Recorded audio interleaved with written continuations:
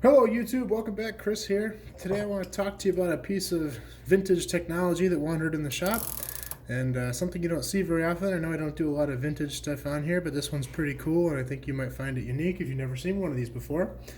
This is a new type, or not new, an old type of cassette or freewheel. It's actually a freewheel called the Maillard Helicomatic. You can see it there on the dork disc.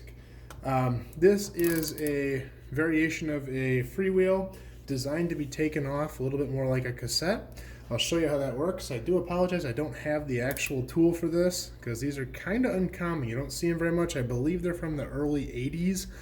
Correct me if I'm wrong on that in the comments, please. So you have a little tool that fits on this, a little lock ring tool. It looks kind of like a bottom bracket cup remover, but I don't have it. Please don't read me out in the comments. I am going to use a channel lock and be very careful here. But you can take these off with a channel lock pretty easily. They just kind of twist off like that, and then this outer lock ring comes off. And this is just a threaded lock ring with some gripping teeth there. The actual tool has a spline to it that goes on here.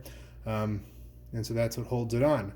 From here, this slides off. Kind of looks like how a cassette would slide off, but it is a freewheel.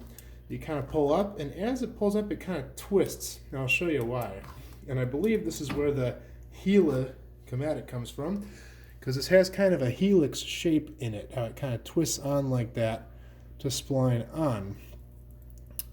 So that's how you remove it. I'll get a close-up here of what the hub looks like. It's got those matching splines to hold it on, and kind of nice piece of engineering. But they weren't around very long, kind of uncommon, and from what I've heard, not very popular. So that's kind of how you can see as it goes on, it kind of twists. You put it on, and you put your lock ring on. So that's our Maillard Helicomatic. A friend of mine who also has a YouTube channel, I'll link it in the comments, he does a lot more vintage stuff. His name's John Habush. And I was talking to him about this because he's a little more familiar with this stuff.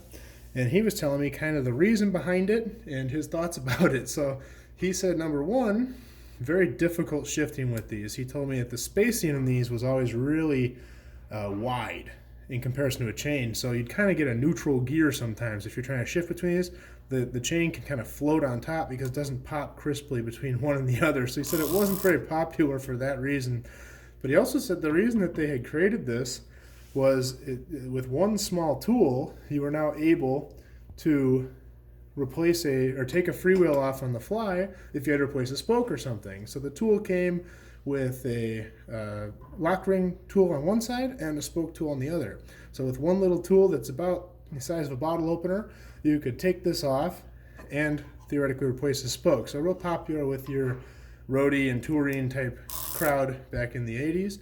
Well, I don't know if I'd say real popular because it wasn't around much, but that's who it was intended for. So anyway, let me know in the comments below if you have an experience with these, if you have any thoughts, comments, or whatever else, or questions, and I'll do my best to answer them.